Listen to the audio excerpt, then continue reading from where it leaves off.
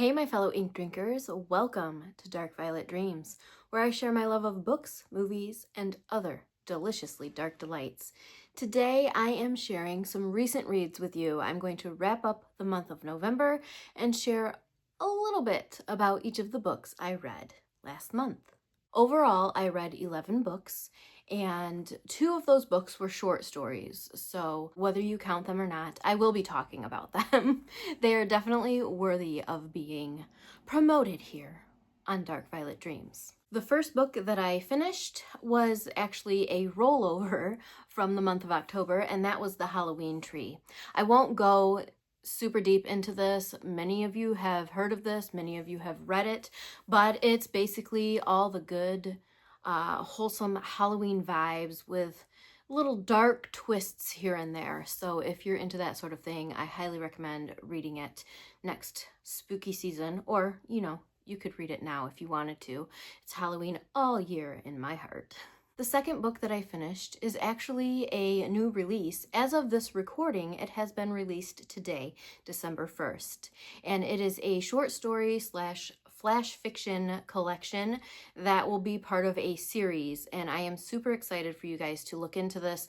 It is by the one and only Robert Weaver. He is amazing. I absolutely love his style of writing. It's like jaw-droppingly beautiful, and he's so creative. There's so many original ideas in the works that I've read from him so far. So if you like kind of a modern Gothic twist to your stories with beautiful prose and a lot of depth, you will love his writing, I promise you. The third book I finished was called The Hedgewitch and the Musical Poet. This is a collection of poetry and flash fiction, and it is so beautiful. It is like a love story to the forest. I just loved the vibe. It was comforting.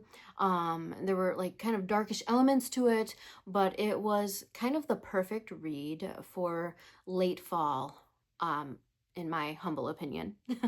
Next 2 books that I read, I'm not going to dive into like at all because I shared a lot about them in my Cryptid Readathon vlog, so you can check that out if you'd like to. I did end up reading more cryptid books than I intended, so they are not included in that vlog, and I will give you more details here about those 2.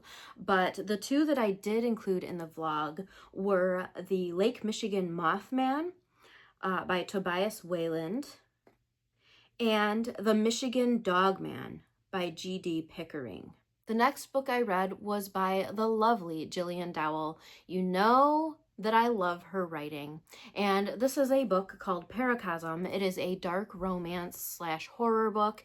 Really interesting, intriguing. It kept me flipping the pages. Her writing is beautiful. I think this might have been her first published work. Don't quote me on that. I think it might have been, though. I just feel like her soul is so closely linked to how my soul is that she cannot go wrong. So if you can relate to me and the things that I gush about to no end, you definitely want to check this book out. Let me read the description for you so you can decide if this is a book for you.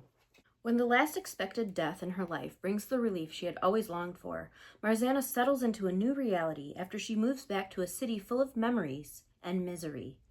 Haunted by her past, the ghosts of a new life consume Margen's reality as she desperately struggles to find peace. If destiny should grant it, and if the fates will allow it, can Margen ever be set free from her life's mortal curse? This is a 60,000-word novel intended for readers 18 and older. Some scenes may be deemed graphic and disturbing. So this was 197 pages, and I loved every page. The next book I finished was book number 2 in the Paisley Mott series. It is called In the Grave Where the Bones Are Still Wet by Kalvin Ellis, and I believe I enjoyed this book even more than the first. There are some huge trigger warnings in here, huge content warnings.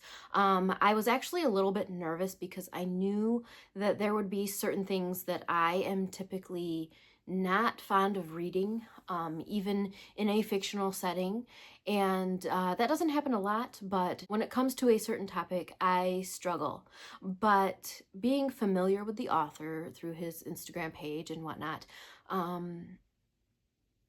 I read, and I think he handled these things beautifully, and I was very, very happy with this story. So if you are interested in this, I highly recommend reading the first book, In the Hills Above the Grist Mill, first, and then moving on to this, because there are references to that book throughout the story. I don't think you necessarily need to read the first one, but I do recommend it, because everything will make sense if you read in order. The next book I read is by our very own Jason White from Jason's Weird Reads. It is called Attack on Sasquatch Valley, and I gave this 5 stars. This was kind of a last-minute decision for me. I was trying to rush and fit in some extra books in my Kindle Unlimited subscription before it ended. I decided to take a break from it because I've got some books on my shelves that I'd like to read. I've got some arcs and things like that, and Kindle Unlimited can be distracting. So I want to get to the books that I've been gifted, books that I am reading for review, for specific authors, and things like that. So I definitely found myself scrambling, and I'm like, you know what? I am going to continue this Cryptid Readathon. So I read on Attack on Sasquatch Valley by Jason White, and this was so much fun. It is a collection of short stories. Let me read the description. Let's just get to the description so you can know more about it. The woods are dangerous, not because of isolation or lack of communication, but because of them. Travel deep enough, you may hear the cries. They're hungry for your flesh. They desire to tear you to pieces. Included here are 4 short stories of creature feature horror. A young woman discovers the horrible truth of what her dad and boyfriend hunted in the woods. 2 friends find something terrifying living in old sewers and subways of their city. A family must survive the rage of a giant hairy beast after their car crashes in a blizzard. And a lonely man in his late 70s recalls his haunted past and how it's connected to the attack on Sasquatch Valley. I do remember reading the first story in a short story collection. I want to say, was it Lurking in the Dark? I'll have to look that up. I can't remember which short story collection it was part of, but I really enjoyed it, and I was super excited to read this. I like how there are connections kind of weaved in through each of the stories. You'll have to read it to find out how, but I so enjoyed this. I loved his take on Sasquatch. I loved that it was a little bit unexpected for me, but I'm not super versed in the Sasquatch universe, so I'm not sure what most people believe about it and all that stuff. But just based on my limited knowledge, I thought it was a very unique and exciting take on Sasquatch. And I didn't want to stop there. Jason had recommended a book called Cryptid War by Eric S. Brown. I ended up giving this 3 stars, but I did enjoy it. I thought there was a lot to it that was clever and intriguing, but I felt like it could have benefited from a little more editing. But who am I to say that? You know, from my viewpoint, I felt like I just got a little bit knocked out of the story every once in a while because of editing issues. But I enjoyed it nonetheless. So I'd like to read the description to you. You can decide if you'd like to read it. Definitely worth your time, unless you're super duper picky about editing. But you know, that stuff doesn't bother me enough to turn me away from a book. So especially when the story is really exciting, like this one. No one saw it coming. The attacks began out of nowhere. Giant alligators emerged from the sewers. Huge bats swarmed New Mexico. An army of chupacabras invaded Texas. And thunderbirds soared the skies, searching for prey. All across the globe, the cryptids came out of the woods, rose up from beneath the waves, and crawled out of the dark caves. Humanity's only hope is to find out what is behind the attacks and destroy it or face extinction. So see, this is so much fun. There were so many cryptids in this book.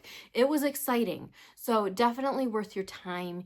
And I do have to say, at first, I don't know why. I think it's just because it followed different characters and whatnot. At first, I thought it was a collection of short stories. And then when we circled back to another character, I was like, oh, wait, this is one story just kind of coming together. So it's exciting. You're getting different viewpoints. You're finding out different things, and it all fits together perfectly. So I really did enjoy that.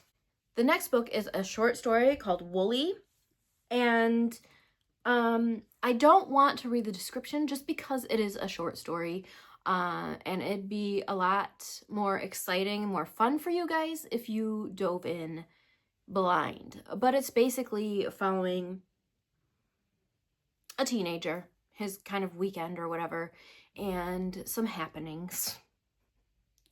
We'll leave it there, but I really enjoyed it. Hamelin Bird is another one of those authors that in my mind can do no wrong. He is exciting, he's humorous, he has a really great way of writing that is inspiring, and I really enjoy everything he's put out. This is short, and I kind of wanted more, to be honest, but I enjoyed it so much. The next short story was by Brittany Johnson, another favorite, who can do no wrong. You'll hear that a lot from me, but there are so many amazing authors that I have either met through Instagram or have been exposed to on Instagram especially that have become fast favorites of mine, and she is definitely one of them. So this short story is called The Piano Man. It's a Western horror story, and here's what it's about. There's just one line, so it's not going to spoil anything. God inhabits a recently deceased body in the town of Grave Mountain during the peak of the American Old West. That's all you need to know. Read it. It was way more wild than I expected.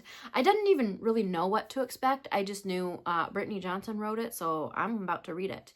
And I loved it.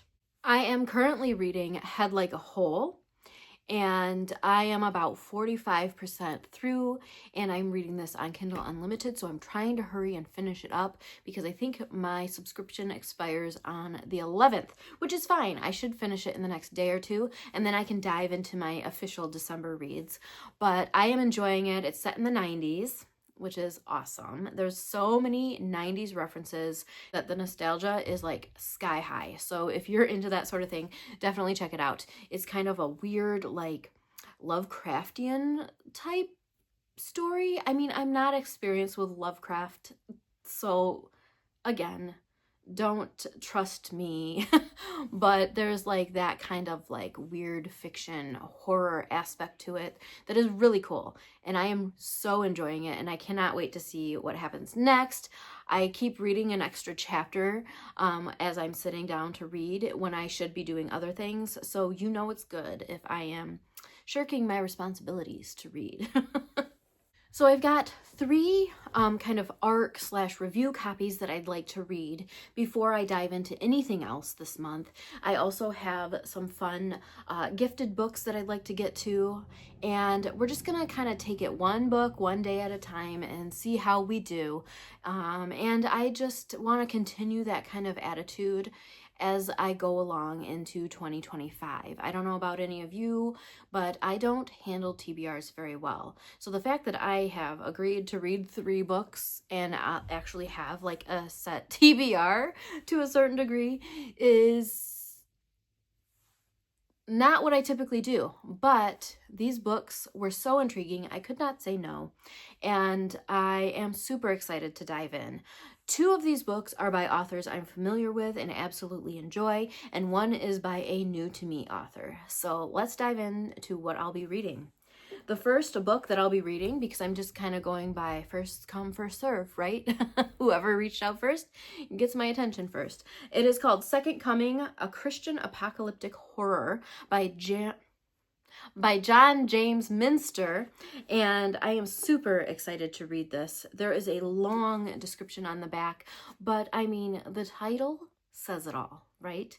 I am so excited. He writes some really in-depth kind of religious horror. I don't know if I would call his other books religious horror. There's a lot of religious elements in them, but this definitely will be religious horror because it's about the Christian apocalypse. But I am so excited for this. Look at that. Sorry, the reflection is terrible, but I'll obviously put a picture up of the cover so you can see it. It is a signed copy. I actually got this in October, and I think I let him know that I might not get to it right away. Hopefully he's not holding that against me. No, he's very understanding, and he was super sweet when he asked. So his writing and his attitude alone had me swiping that up real quick. The second book on my TBR, I don't even like that term for myself, but I guess it technically is a TBR because they are reads that I do want to get done in December. So, you know, whatever. This is also available on Kindle Unlimited if you're interested in checking it out. I did not know that until I just looked it up. But it is called Lie Like the Devil, a pulse-pounding psychological thriller with a serial killer twist you'll never forget, by Brittany Margen.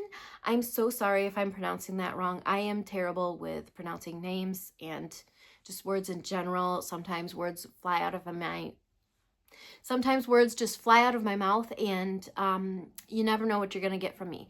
But thank you so much, Brittany. I am super excited to read this, and I will read it as soon as I am done with Second Coming.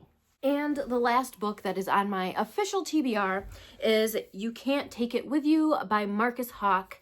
Marcus Hawke is a forever favorite of mine. He's got those gothy vibes that I adore, and I am so, so thrilled to have a copy of this book. Let me get my glasses on. Need my glasses. I'm getting old. What would you do for more time? Christmas Eve, 1984. Montgomery Nolan is about to die. Even at 90 years old, it's never enough. But he has a way out, a way to live beyond death. No longer hunted by time, he will become the hunter. This night will be anything but silent. Super excited for this. Love this cover. Some amazing covers in the books that I read in the indie community and beyond. I am thrilled with it. So that is all I have for you, I think, right now. I do have So Thirsty staring at me from my shelves. The lovely Bad is Rad sent that to me. I won a giveaway from her channel, which is so amazing. Thank you again, Bad. I will definitely try to get to that this month if I can, if I'm not slow in my reading. If you know me, you know I am a slow reader, and the fact that I read as many books as I did in November is a gosh darn miracle. But again, I was scrambling trying to finish that subscription. I also have The Anomaly, which is a book that was given to me by the Bookieman like more than a year ago. We'll just put it that way. I'm sorry. And then also Solita, which is a book that my lovely friend Stephanie sent me. I've got The Night Circus that my friend Amanda sent me. I am realizing there are so many books that were gifted to me that I have not touched. There are books that I've bought. There are books that were sent to me from library sales. There are books that are sent to me from giveaways and thrifting, and one of our family members sent us a bunch of books as well. So I have a lot to get to. And so hence the canceling of the Kindle for a while. You know, also saving money, but a big reason is that I really need to get to the books that are on my shelves. I am not one of those that can just have unread books and feel okay about it. We need to get rid of some of this book guilt that I've been experiencing. So that's my goal for, you know, December and going into the new year. And so while I am celebrating Holiday Hell with Kelsey from Slime and Slashers, she is doing the Holiday Hell-a-thon. Is that what she was calling it? Or Holiday Hell Readathon? I'm sorry, Kelsey, if I'm getting it wrong. But Holiday Hell. It's going to be a lot of fun, and you don't have to read Christmas books. You don't have to read horror. You can read whatever you want and still count your books toward the readathon. It's a lot of fun. She is actually, as I speak, doing a live sprint session here today, I think all day. And so I will link the information about that below if you are interested in joining. It's friendly to everyone, whether you celebrate Christmas or not, whether you read horror or not, whether you read or not. If you want to join and do some activities or watch some movies, that's perfectly fine as well. And I'll leave all the information loading to the video that I will link below, because she has a lot of information in there and I don't want to repeat everything that she says, because I really think that you should go and watch her video. So that's going to be a lot of fun, and so we'll see how many, you know, kind of wintry holiday reads I get to. I'm excited to have at least one book that is holiday related, or at least set during a holiday. So I've got one thing going for me. But I am super excited for the readathon. I am grateful that I was able to get so many books in. It was a busy month last month. We've got another busy month ahead of us. We've got some really good changes coming up for our family, and I hope that they happen sooner rather than later. It's kind of up in the air when things will get rolling, but cross your fingers for us. We really, really, really need this. And so I'm just hoping that these good things will come soon. The kids deserve it more than anybody else. So that's all I can say about that. But thank you so much for joining me here today. I know this was longer than I intended, and isn't that the way the cookie crumbles? I hope you guys have an amazing December. If you celebrate Christmas, Merry Christmas. If you don't, happy holidays. Whatever holiday you celebrate, I hope you have an amazing time. I hope you are treated well by family and friends when you celebrate.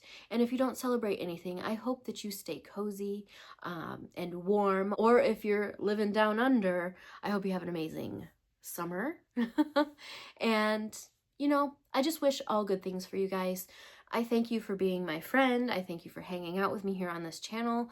I know that the world is kind of upside down at the moment, and I feel like it's just always upside down, doesn't it?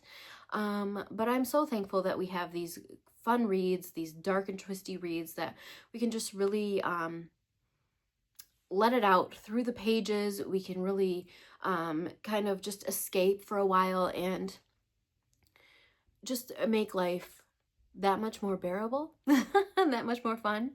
I hope you guys have an amazing December. Thank you so much again for joining me, and I hope to see you again soon. Cheers.